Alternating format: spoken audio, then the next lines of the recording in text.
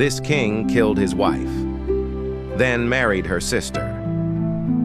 The year is 1881 in London, England. People are just minding their own business as the Industrial Revolution chugs along, changing the world forever.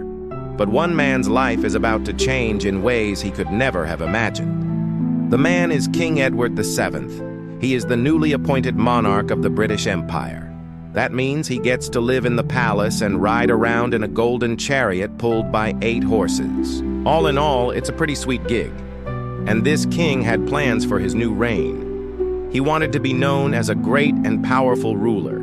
He would start wars and win them. He would travel the world and spread democracy. Well, that last one didn't happen. In fact, he didn't really do much of anything.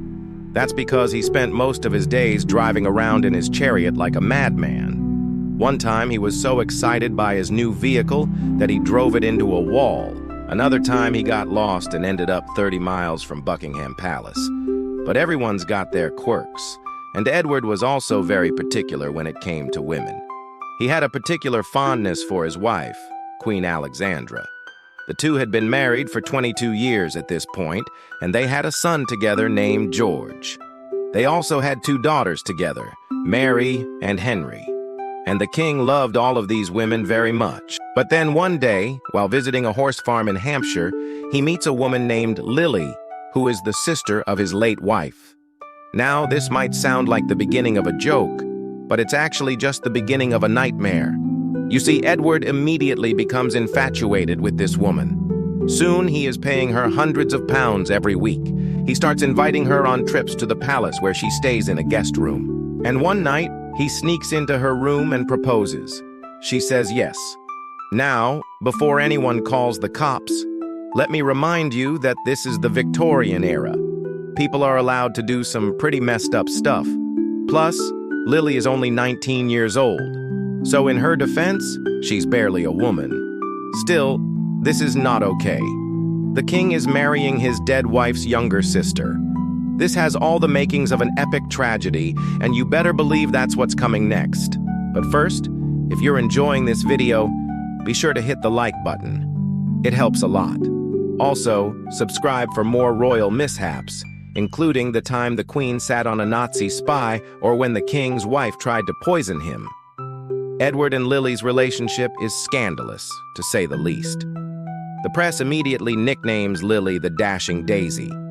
Edward is so enamored with his new bride that he lets her plan his meals.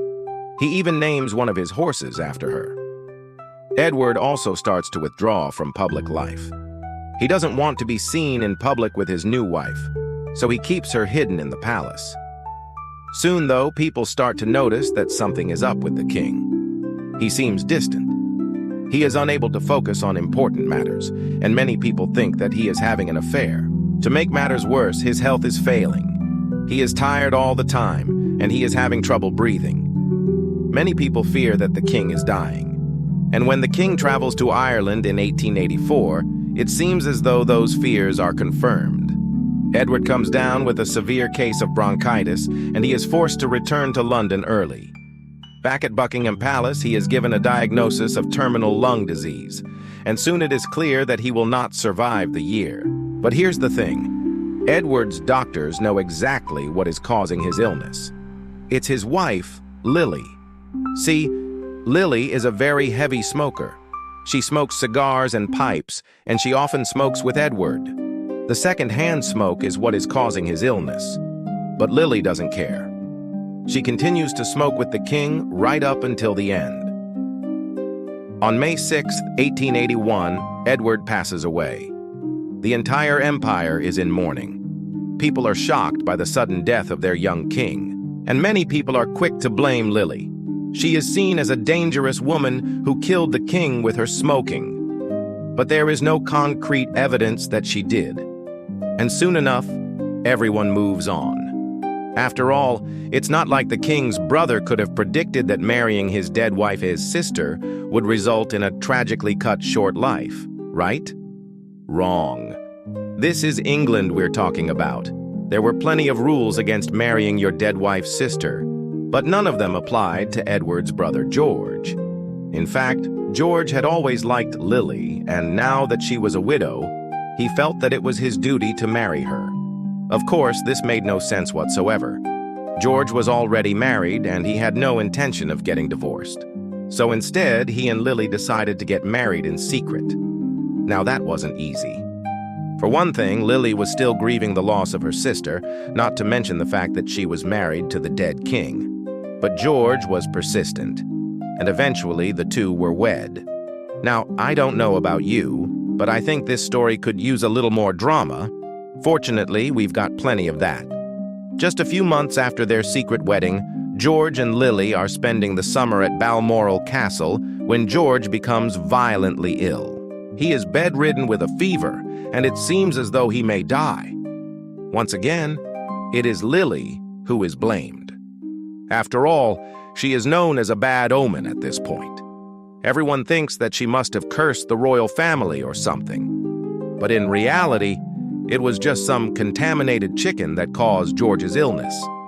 Nevertheless, Lily is blamed, and she spends the rest of her days at the castle alone, even though she is innocent. It gets worse too. People start to claim that Lily is having an affair with one of the servants at the castle, and soon everyone is talking about it. The scandal is so great that King Edward's nephew, who is now king, is forced to launch an investigation. He wants to find out if Lily is sleeping around or if she is being falsely accused. But before the investigation can be completed, Lily dies. She passes away from complications due to her smoking and her time as a royal. And finally, the scandal comes to an end. Well, not quite.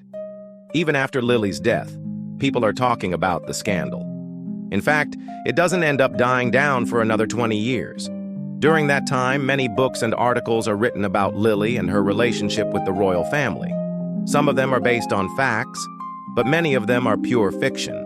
Still, they all contribute to the legend of Lily, the woman who killed two kings. So what really happened here? Well, we may never know for sure, but it's clear that Lily was an innocent woman who was caught up in a scandal. She may have been a bit of a flirt, but she didn't deserve all the hate that she got. At the end of the day, she was just a young woman who loved two men who were both taken.